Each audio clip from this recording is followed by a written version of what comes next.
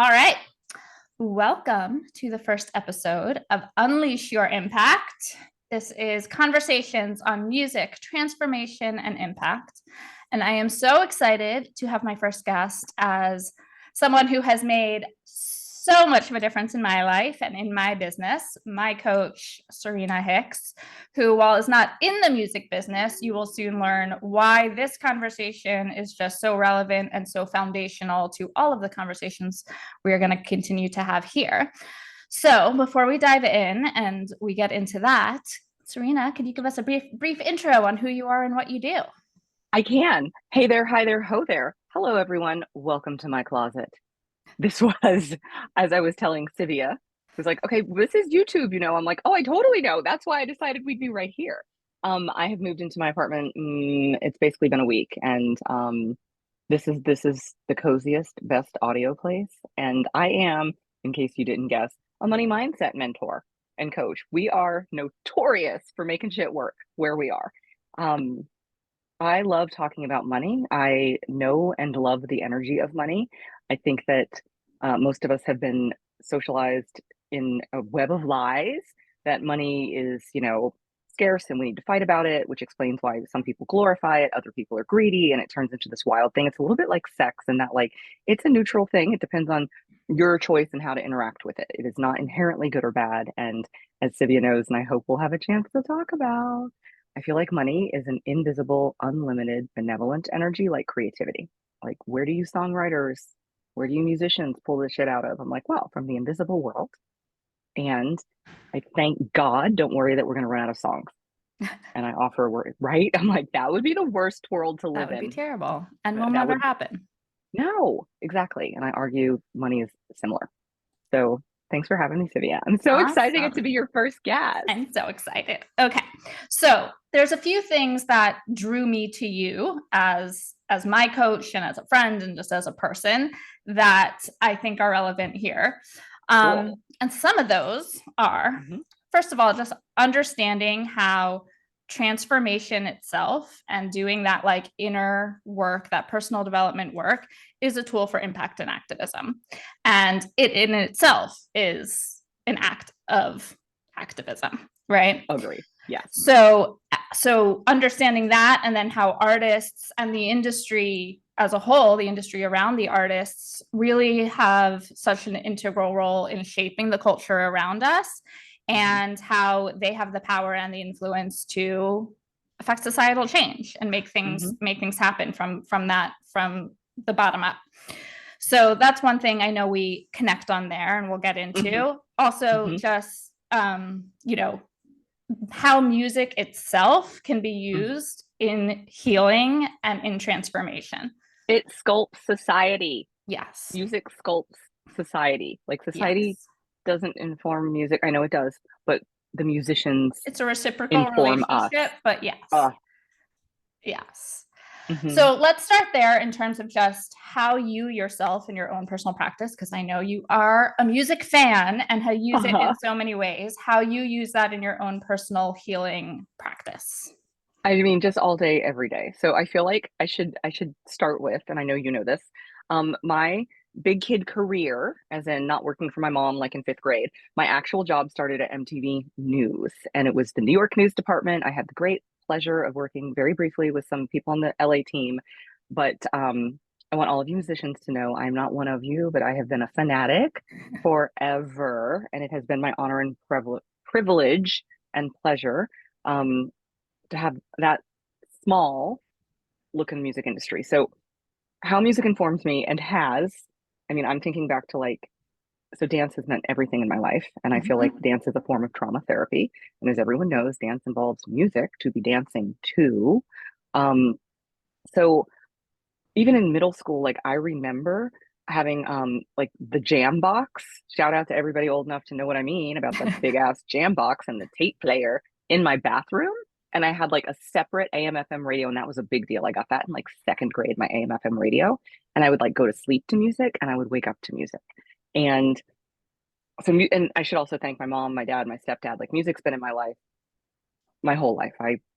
It's what we clean to on Saturdays. It's what we listen to in the car, driving to and from places in Dallas, Texas. Like, it's what happened.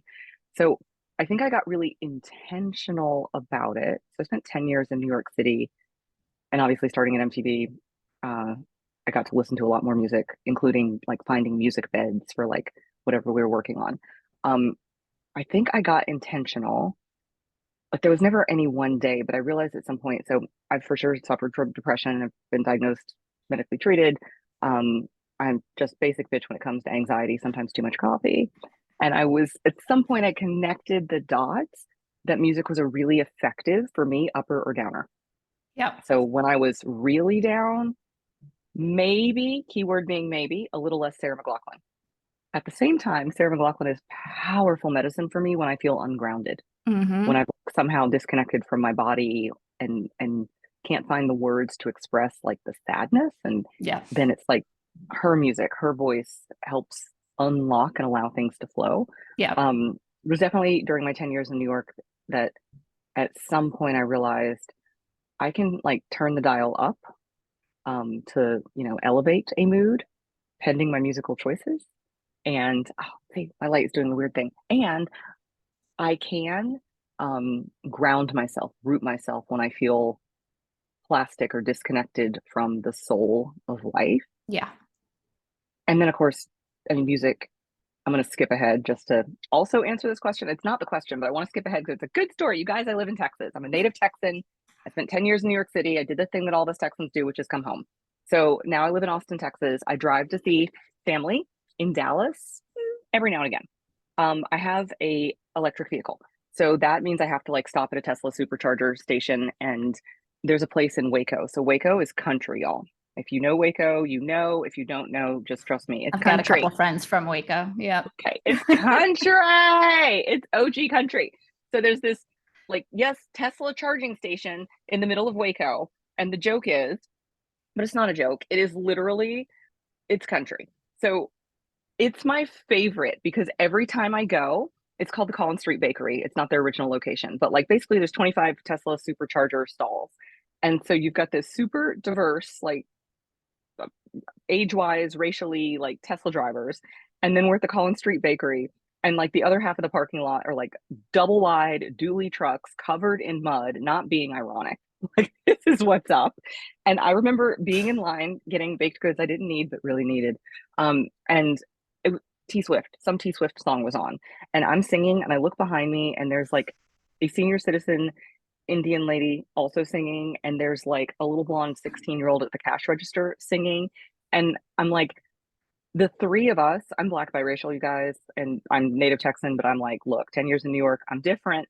So like the three of us, I'm just thinking, where and how else would we bond? But like we caught each other singing. So then we did the thing that people do, strangers, where we made eyes and we kept sort of singing dramatically. It was like our own private, It's the we are great friends. unifier and the great connector. Yes. Yeah. Yes. I'm like, what is happening? A Yeah. song can make three different, completely different generations, Yeah. completely different where we were born, how we were raised. And I think that's again like why it's so important. It's like not only is it just does it connect different people from different places and different cultures and religions and races and everything, but it's also that, we talk so much about that like nervous system resonance and how like once your Yes. nervous system is, if you're really activated all the time, the people around you are going to feel that. It's an energy. Yeah. If you're resonating to a song, to a music, and you're all kind of getting on that same energy level, it's just it's contagious, and it heals Yes. everybody in a way that's just like literally just by being there and listening. Yeah. I mean, I just want to scream yes for the next 10 minutes. And for every musician, every It's songwriter, true. it's like, this, but I want to remind you, like, you are our frontline healers. You get Absolutely. to spaces and places that like people can't get. It's your words, it's your Yeah. song, and just the way I said it, it unites us, like people who would otherwise not be connected. And how all of it has a time and place, right? Like we're Mm, all going to resonate with different artists with different songs, and at different hmm. times of what we're going through, we're going to resonate. I mean, literally the other night, like I was, we were going to bed and my boyfriend starts playing some songs and he's playing like his favorite shit. And I'm like, I cannot listen to this before I go to bed. I will have nightmares. And I did. But for him, it's like the best thing ever, Yeah. right? And it was like Yeah. it was exactly what he needed. So it's like there is that time and place for everybody at different times. So much of the work that we do in coaching and in healing and that we've done together is about embodiment, and it's about processing emotions, and it's about doing that. And how what I think you do so beautifully through dance, through all of that, is to use music as a tool for embodiment. And I learned Absolutely. so much from you doing that. Especially we had an amazing experience in New York where Are you going to tell them? I am going to tell them. Serena taught us to pole dance. Woo! And it was amazing. I am not a dancer. And what I realized in that time was how disconnected in so many ways, especially when it came to talking about money in my business, how I was disconnected from my body. And to be able to use music and movement the way you did to bring that literally integrated into my body, my soul, my mind. I remember we were doing this one exercise where, we each had to dance and be witnessed.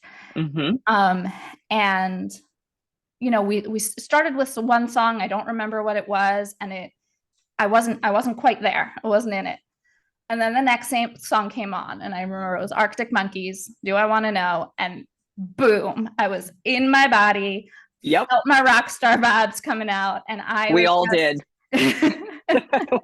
we all did. It was contagious, just as you said. There was an energy. It was, like, and it was so interesting being witnessed in that and recognizing other people seeing it and telling me like, oh, that's when you came alive. That's when you were there, because it was the right song. It was the right song that was able to get me in my body and get me there.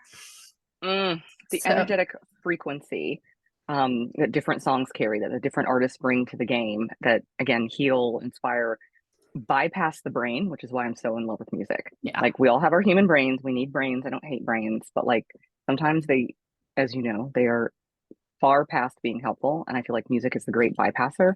And I just want everyone to know it was such a beautiful moment. It was like, Sivia has entered the chat. All of a sudden, everyone's like, wow, what is happening? We're like in your body. As you said, it's not that you were doing anything so differently. There was an energetic click. Yeah. Oh. Yes. So we know music is just everything. It is everything for healing. It is everything for changing the world, for changing us, for changing the world from the inside out, really. It all has to start from the inside. Let's talk about money and why for you, and then we'll get into how it relates into the music industry too, but why for you has money been the kind of key thing for transformation? I think so. I'm a recovering struggle junkie. So it was my addiction to be in struggle, to be, when I say junkie, some of you guys might think I'm kidding, except I'm going to tell you stories. So shout out to MTV News circa 2000, when I made 24,000 US dollars in New York City. For those of you who are old enough to be concerned, yeah, $24,000 in New York City, like, stop it. That was when I had my first $10,000 in credit card debt. It's so funny how we all start. I think my first job in New York was also like $25,000. It's like, how did anyone survive on that? I don't know. And I remember when people started suing, like interns started suing for effectively like some, and I wasn't an intern, production assistant, as I'm sure with you.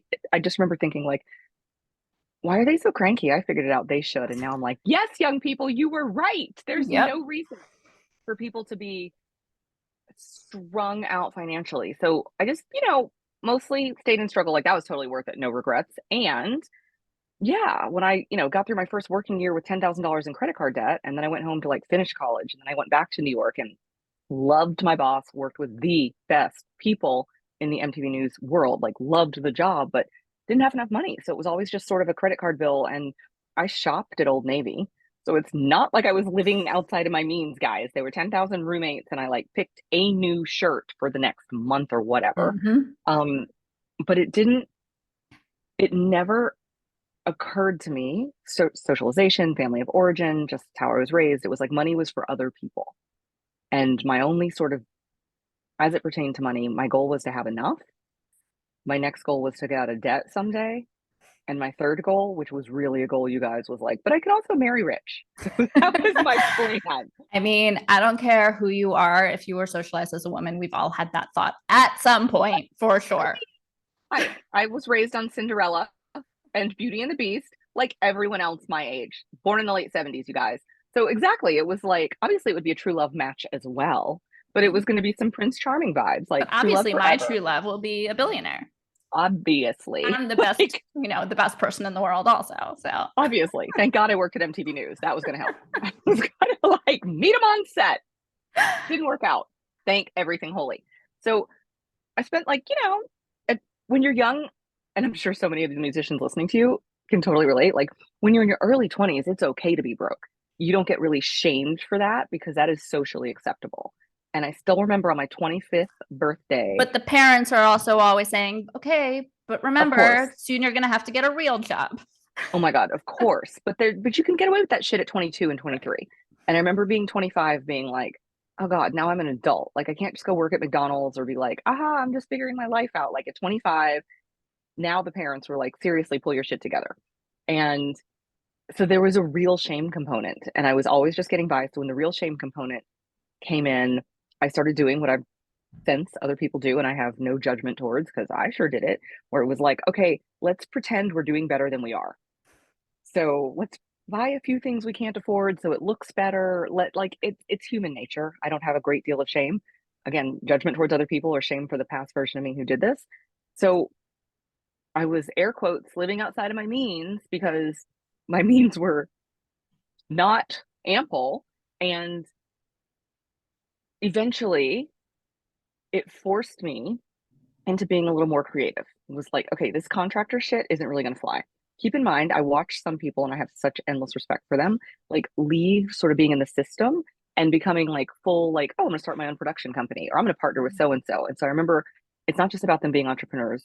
Everyone listening totally gets this. It's about them being in creative control.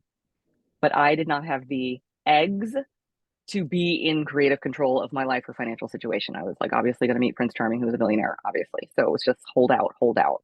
And I ended up filing a bankruptcy in 2008. And just to be very clear, it wasn't like, oh, the Bernie Madoff situation. It was, I had like $40,000 in credit card debt because I'd come up with this like product placement, brand integration plan that ad sales departments ruined my life when they decided all these things would happen in house. So I did make a creative leap to be in charge and it was not rewarded.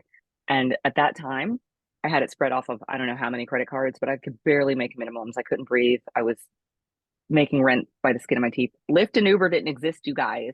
And so there weren't really options to pull it together. And I filed a bankruptcy and like honestly drowned in a shame spiral for like at least 6.5 years. And I just mean personal failure. Just, who am I? I'm bad with money. We never had food scarcity in my house growing up. Like we had frantic energy and the belief system we're going to run out of money, but like that was never actually a practicality. And so, didn't pull myself up by the bootstraps, didn't make it happen. Like all of we all know how society loves, like if you're going to be broke, society's okay with it till you're about 23. And after that, it's like, you should not be a starving artist and you should have more money. You should have been more wise. You should have been spending wise. Like all of these, you know, often ridiculous, asinine, pull yourself up by your bootstraps. What does that even mean? And yet I like just drowned in a shame spiral.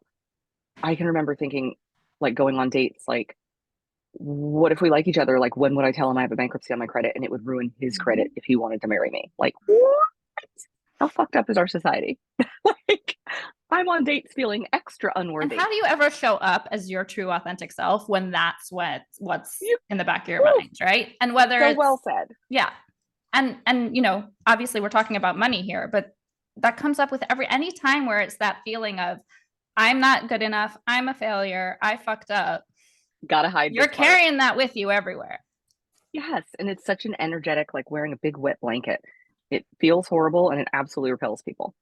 So it was not a great time. I ended up moving home to Texas, Austin, because obviously, and I couldn't find a job. I thought it would be easy. So now let's pile more shame. So then we're actively depressed and shamey. And then I just decided, fuck it, I'm going to do a bakery because Austin had a law at the time where you could like bake cottage law out of your house legally, wink, wink. And so I was like, fuck it, that's what I'm doing. So I didn't know what I now know. So I was still living out the principle of like, to make more money, you have to work really hard. So I'm Mm-hmm. like taking Adderall, baking and selling and made my website like 20 hours a day. I literally sleep 3.5 hours, take more Adderall in the morning, make it happen, make it happen. And finally, two major things hit me. Number one, I like put pen to paper and was like, I'm not sure this is going to work. I'm just not sure. But I I was mean, it's socialized. it's it's toxic hustle culture, right? It's Totally. yeah. And again, and I have such love, and I'm so grateful. My mom is like my biggest cheerleader now. Fun. I mean, she's always been a cheerleader, but I remember she was like, you just keep doing it, and something magical will happen. Like something will just happen. Like somebody was going to come off the street, knock on my door, find my cottage bakery in an apartment complex, and like give me $20,000 plus business advice. Like that was sort of our plan. So I'm like strung out on Adderall and not sleep. Well, not sleeping because I'm baking all the time and selling literally cupcakes and cookies. And thank everything. I was like, dude, I need to spend more time with people out of my pajamas, not baking. Like the time I went to the supermarket at like 3 a.m. in pajamas was when I was like, I am off course in life. Something something has gone wrong. something is off course. It's me. I don't know what the deal is, but this isn't exactly what I think I had in mind. So I got a job as an executive assistant. Straight lied, just so we're clear, on the application. Like former TV producer, executive assistant. Same. It was so good to have health insurance.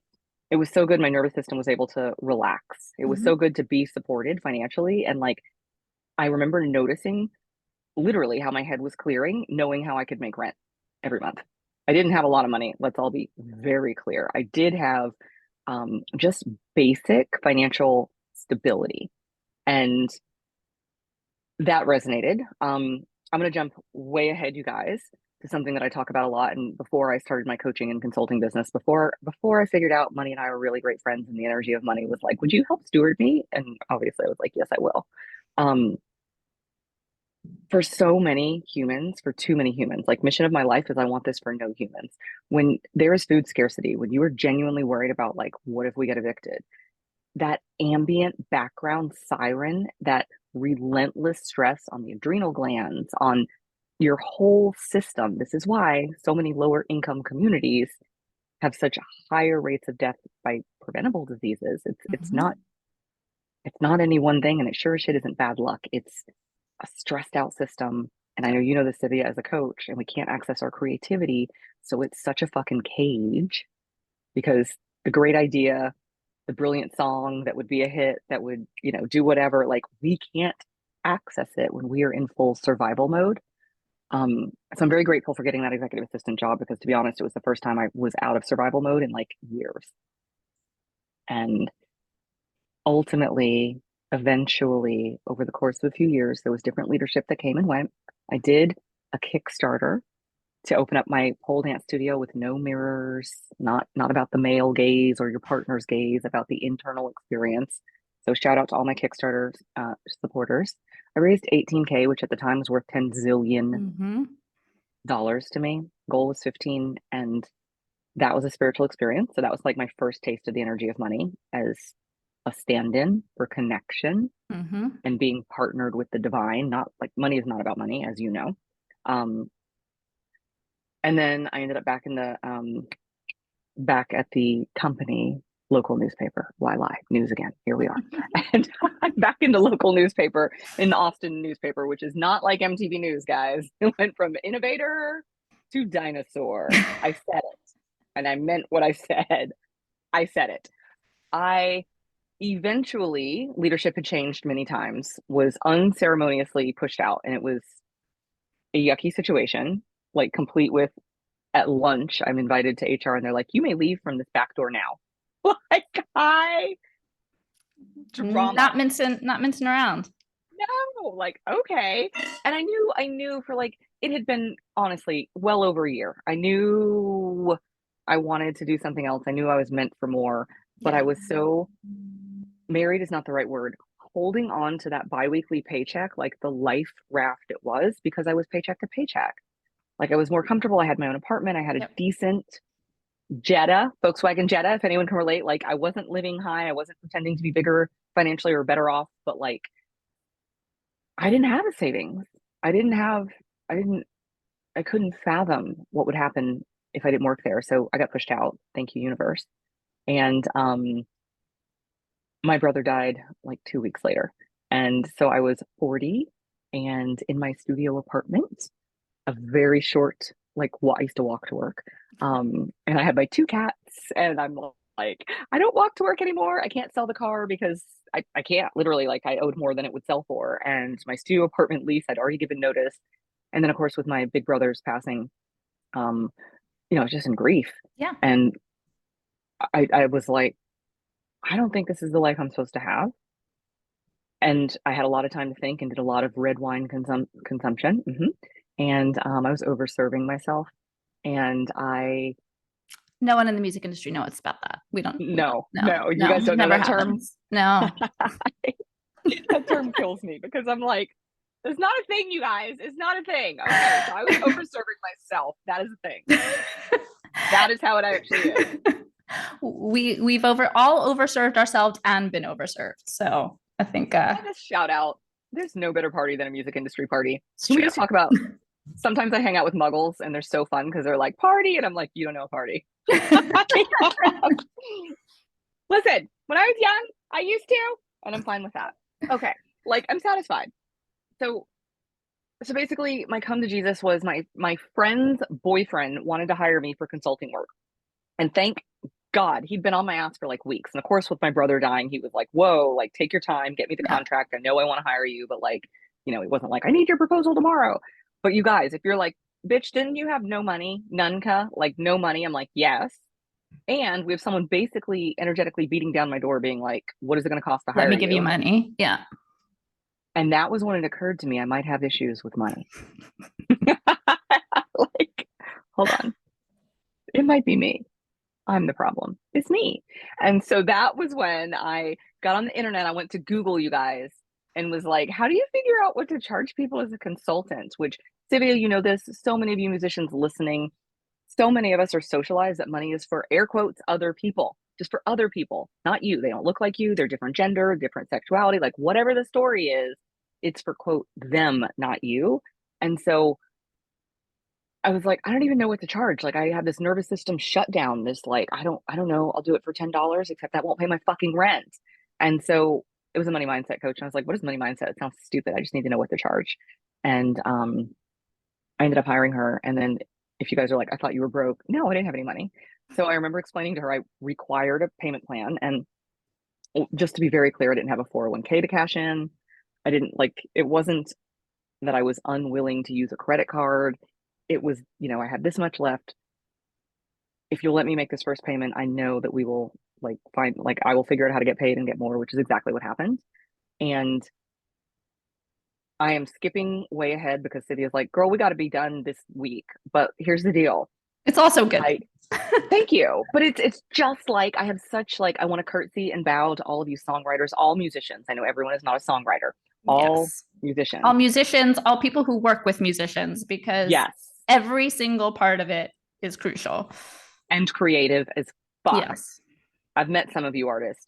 So everyone backstage and on the management side, also creative as fuck, magic makers.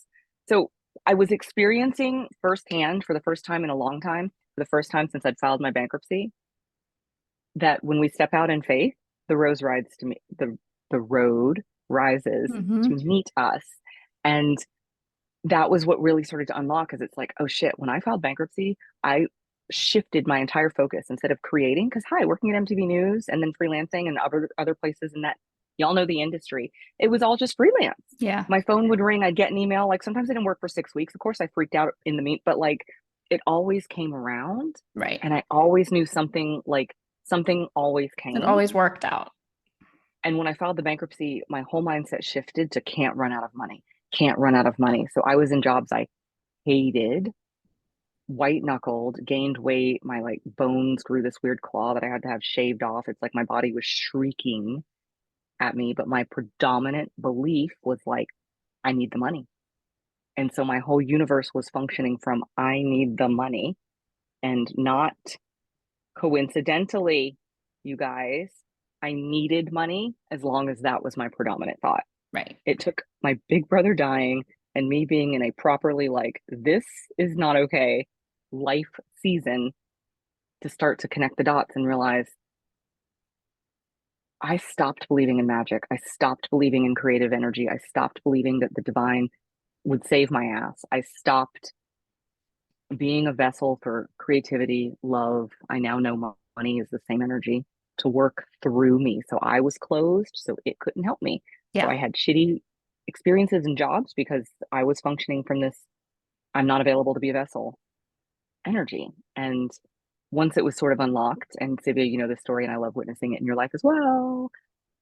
I met this great guy. I started making money like I'd never made before. It all happened really quickly. And the interconnection was I was energetically open to be a vehicle for the divine to work through. I was open not just to be of service and give, but to receive Yes. money, love, support, financial support, logistical support, verbal words of encouragement support, and not just from my partner, not just from people who paid me. It was like this energetic opening.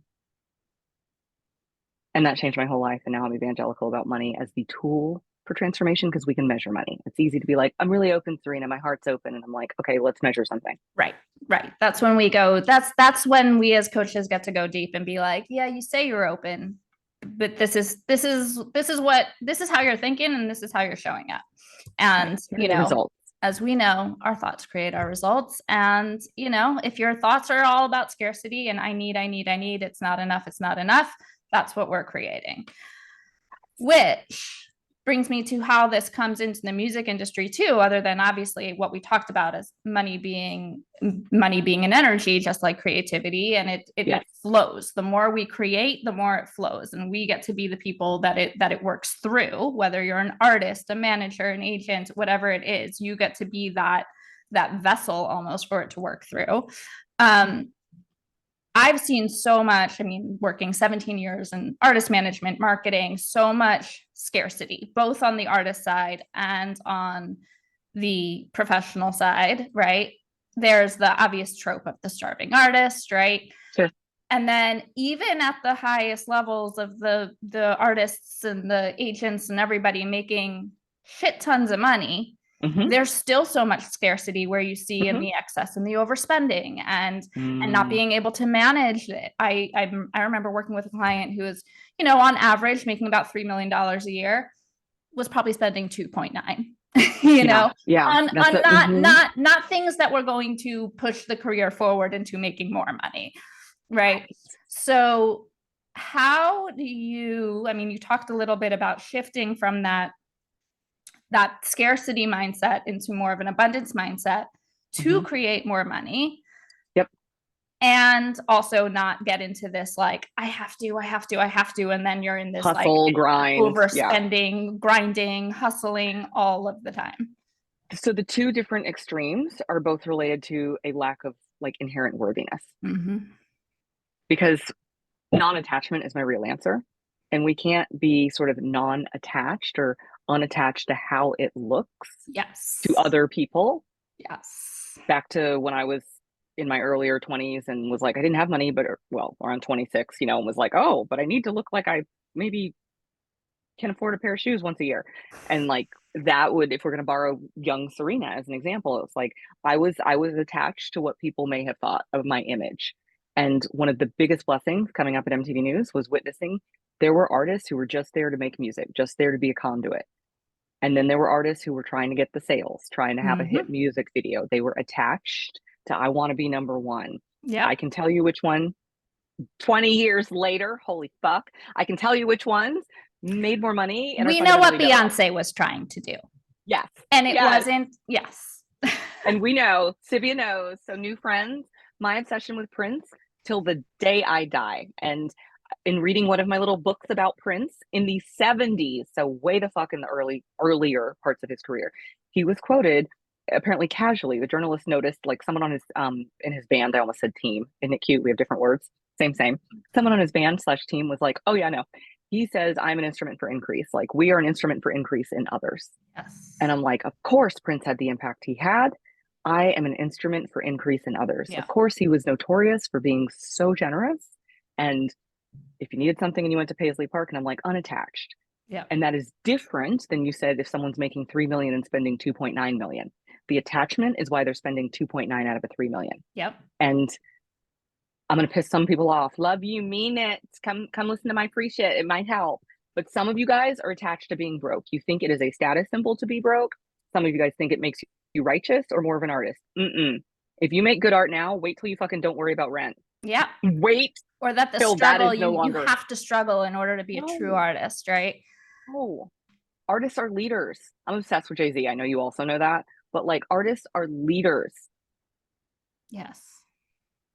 I love everything about Jay-Z and Beyonce. Oh my God, my lights. What goes on in my house? Like, what goes on, you guys? I love that Jay-Z is like, yes, I'm a billionaire. Beyonce, we're a billionaire family. Yes, our great grandkids are so rich. If you guys haven't, I'm sure you do it weekly, but if you haven't, I want everyone to go listen to the Carter song Boss. Mm-hmm. And go ahead and rewind and listen 3 times in a row to like the rap in the middle. I should really be able to recite it because I listen to it all the time and I do this all the time, talk about it. But I'm like, basically the part where he's like, over here we define success not if you're rich, it's if you're rich and everyone around you. And everyone, which comes to the industry part, because I hear this all the time and I lived through it, right? Like the industry is not known for paying well.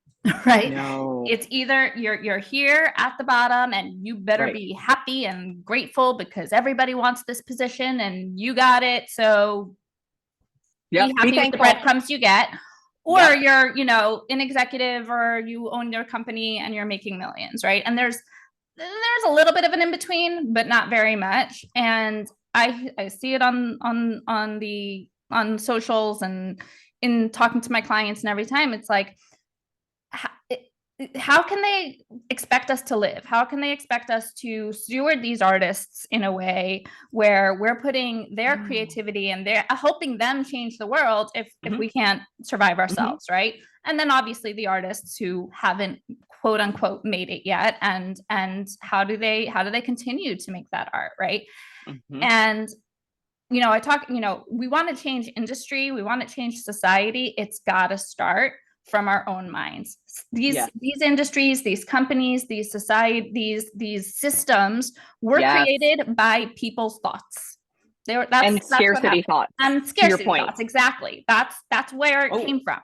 So we can't pay them that much, otherwise we'll go out of business. And it's right, or well, there's less for us if we pay the people who are doing the work. Then there's going to be less for us at the top. So the way we change that is obviously we have to learn how to advocate for ourselves. We got to learn how to ask to be paid properly for what the value we're giving.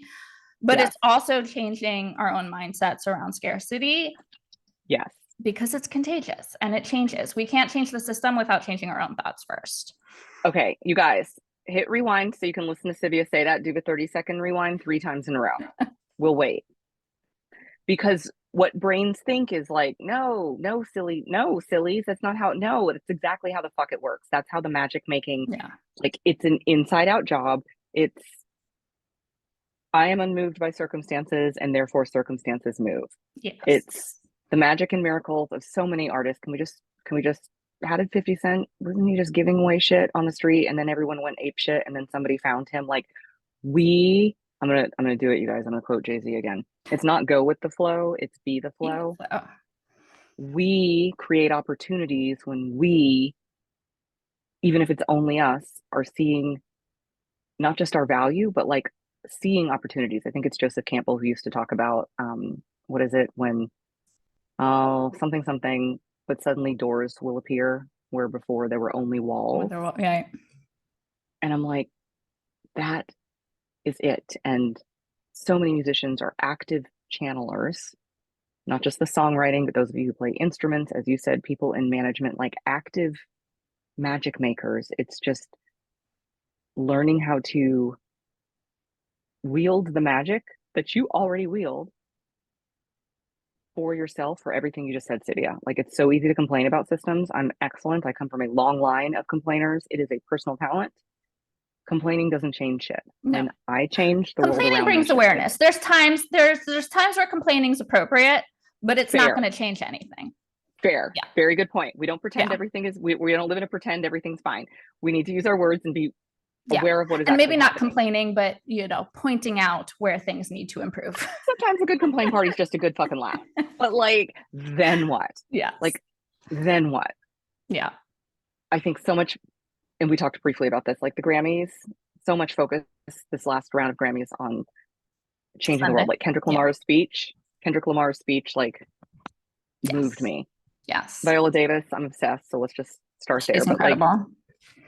Lizzo, oh my God, was it Samara Joy, who was so moved to see all of the artists she grew up like right in front of her. It was just so beautiful. Like she couldn't find her words, and I'm like, Yeah. she doesn't need her words. And I loved how they this year, had the fans introduce the album of the year artists and everything, because we get so micro, especially in an industry like this, where like we live in this bubble and we get so like focused Mm-hmm. on Mm-hmm. the industry, and I got to do this, and I got to rub shoulders with this person, and I got to be there. Like we forget, like sometimes we just forget the why, which is so much about what I loved from this past Grammys was like every acceptance speech. You heard the why. You heard it wasn't about the money. It wasn't about the fame. It was Lizzo wanted to inspire people and speak about positivity. Beyonce wanted to be an inspiration. She didn't set out to break those records and be a No leader, but because they were unattached, conduit. that's the result they created. It wasn't because they had that micro focus on fame and money. It was the unattachment to that creates the success. Yes, it is being of Yeah. service. It is being a vehicle, a vessel, a conduit for the ancestors and angels, the divine. Y'all pick your word that you prefer Yeah. to work through, to send a message, to send a feeling, to send comfort. Yeah. And for so many artists and so many people in the industry, I think that the unattachment is so hard because everybody gets in with a vision. We have a mission. There's a reason we got into it, whether it's because we suffered with depression and music is what helped us, or built a community around it. We all have a strong passion for it, right? But so many artists especially come in with that like tunnel vision of this is how it has to happen and this is what it has to look like, whether it's touring on stage, song, whatever it is, that they miss because they're so attached to the how. They lose sight of the why and they miss out on all of the other opportunities that could be there, that could be the thing that they are meant to steward, to bring more money, to bring more creativity, to bring more change into the world, that they miss out on all of those opportunities. Yes, everything you just said.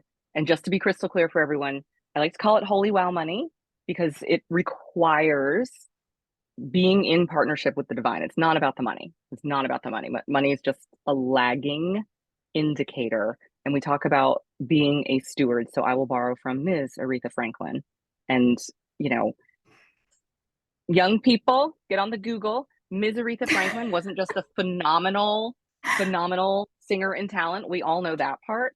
But she was such a proactive activist. She refused to play segregated audiences. That was a big fucking deal. And I am sure a huge pain in the ass for all of her management teams. Worth it. I just want to acknowledge it wasn't just an easy big deal. It was a big fucking deal. And partnered with Dr. Martin Luther King to like bring her star power, because now we all talk about him and we're all thrilled. But back in the day, really young people, not the most back in the popular day, guy. no, he was considered controversial, and a lot of people weren't on that page yet. So she was like, let me sing some of the concerts so that people would come because she was such a draw. Also, practicalities, her money. It was a big fucking deal when she bailed Angela Davis out of jail and talked about it, like with news people. Big controversial deal. And I love that she was like, Black people gave me this money, I'm gonna spend it. Black people need to be free. Yeah. But she couldn't have done that if she hadn't been such a vehicle with the voice, with the songwriting. And at the same time, it's like back to non-attached. She was like, if I get canceled, they didn't use that word back then, kids. But like that was the thought process, right? Like if I get canceled, fuck them all. Like I will die on this hill. It's important. It's one of my favorite things, especially like with the cool developing indie artists of like, oh, it's not about the money. I just want to inspire people, and which is true. But at the end of the day, you get to do so much more if you're making money in congruence with your values, with your artistry, with your creativity, and in a real authentic way. We're not by just trying to be something you're not, but being who you are, you get to do so much more with the money, not only in your career, but in the world. And also as an example is what is possible. Because I also like, this, I know this, but for the very young people, there were not a universe of Black women, role model stars. Like, she broke color lines. Like, just the end. And so whoever you are, your gender, your race, your age, your religion, your ethnicity, whoever you are, there are people out there like you who need to see you succeeding, who need to see you making your impact and making you out there, because then they believe it's possible for them. 100%. And getting paid while we're at it, which I know you meant, but like getting paid, not like, oh, I'll do that for free because I just want to be on the cover of this magazine, or I just want this opportunity. Like, getting paid, established as a, like, this is valuable. I love doing this and I will be compensated. Exactly. Or I'll go somewhere else where I will be compensated. Being in charge of it, not like, well, I don't know if anyone wants to pay me. Being like, this shit is magic. What? Yes. I love all of this, and we could talk forever, but I want to keep this under an hour. But for a fun little lightning round at the end, what is your favorite song or artist to listen to? You said it a little bit, like when you're sad. Oh, Sarah McLachlan, my whole fucking life. That woman saved my life in high school when I was my first active and big depression, because it was new and that was a big thing. And then almost every fall, I like come home to Mirror Ball and surfacing. And then I think I missed a year or so. I lived with my ex in Corona. So, Corona threw us all off, everybody. We were all out. A little bit, just a little bit. We're out of it. But I was on a solo vacation in August, and I overheard something from Afterglow. And I like went back to my patio and like put on Afterglow and was on the patio being like, how did I miss a season? Sarah McLachlan is just such beautiful medicine. All right. Favorite when you need like a confidence boost? Tina fucking Turner. Oh, yeah. What is up? Tina Turner. Also, what is that big energy song? BDE. Oh, yeah. By Lotta. Like, yeah, Lotta. Bad bitch energy. Yeah. Bad bitch, whatever. I'm like, big energy, bad bitch energy. And like, it's got a lot of explicit lyrics. I cannot listen to that, especially the Mimi remix. I can't listen to that and not feel a little bit more like, let's fuck something up. Yeah, totally. All right. Yeah. Favorite when you're like raging? Oh, that's a good one. I have a lot of angry feels a lot. So I'm like, it depends. I feel like I'm usually looking for a downer, not an upper. Rage comes easily to me. Sacred rage is real. So I'm like, how do we make it so that I don't murder anybody? Oh wow, that is such a good question. I'm like almost embarrassed. It's so basic. I'm like, it's Eminem. I love Eminem. I was literally about to be. I'm like, hey. It's a lot of Eminem. And just so we're clear, I do still, not as often as I used to, but I still get into some pole dance classes. And I'm like, it is a no fail. If you put on an Eminem song, there is a version of me that people are like, didn't know that existed. I'm like, yeah, it's like you. I at a friend's wedding, with the best band ever. This was a friend's wedding in Chicago. It was like one of the best bands I've ever had seen at a wedding. But as soon as they started playing Lose It, I went fucking crazy. I think like my boyfriend friends were like, I have never seen that side of you. Like, it's primal. There is a primal. Like, this makes me, I know you didn't ask this yet, but I want you to know, like, lately when I'm like getting into my boss vibes, it is Jay-Z all day. Yeah. It is don't go with the flow, be the flow. Like, I'm like, where's my Jay-Z? Old, new, like. There is that right thing for the right time, whoever you are, and it's going to be different. And like finding that thing that lights you up and gets you into your body and, releases that energy there's nothing like music to do that. Music and movement. Can we talk about Prince? Oh yeah. Okay. I mean, there's a Prince song for everything. That's it. I just needed to say his name Yeah. again. I Yeah. just needed to say, Yeah. I'm like, Yeah. oh, instrument for increase in my life. That's So for many sure. good stories to learn from Prince too that I've used many times. All right, last question, last lightning round question. Last Mhm. concert and next concert. Oh, oh, so good. Okay, my next concert. Do I have anything lined up? I don't actually have my next concert, which is redonkulous because I live in Austin, Texas. Um, my last concert, I want to remind everyone Corona happened. And so I'm like, that really jacked everything up. It did. Um, I am drawing a blank, but this can be edited out. So I'm just going to pause and let myself be like, what was my last concert? Um, where was my last concert? I feel like I was at a jazz club, the Elephant Room. But since I watched the Grammys Sunday, and that's not really a concert, but it was a concert, Oh, I it's a want you to concert. know, It's a fun okay, show. that part. And then I saw, it's one of my favorite. Oh my God, I'm seeing him. He won for Unholy. He and Oh, Sam oh, Smith. thank you. Yes, Sam Smith. I saw him do his Austin City Limits taping Oh, live. so good. Yeah, that was Love it. watching him win. I was like, that was a good night. That was good. That was really good. Awesome. Thank you, Serena. There's always so much more to talk about, but this has been amazing. And for those of you who want to learn more about burning down our white supremacist patriarchal programming around money, check out Serena's all the info. You want to give All the your Yeah, how to find thank you. you? I love hearing you name it directly as you do. The white supremacist patriarchy and your programming around money. That's exactly what we love to talk about. So I am Serena Hicks. You can find me at serenahicks.com. Apparently, I have a brand new YouTube channel. I'm not sure how much more will be filmed in my closet, but you can come see. I think we'll co-tag each other. I'm on Instagram, XOXO Serena Hicks, and I'm on Facebook. I still use my personal page, you Yeah, guys. so do I. Well, and I'll Serena put Hicks all of AF. that in the notes under the YouTube. Thank And you. of course, for all you artists, musicians, industry folks out there who want to take this work deeper and understand how you play a crucial role in changing the world by doing that work on yourself first, come see me and we can talk about one-on-one coaching. And I will put all of those links in the notes as well. Serena, I love you. Thank you. I love you. I mean it. Thanks for letting me be your first guest. I'm so excited. And so it has begun. All right.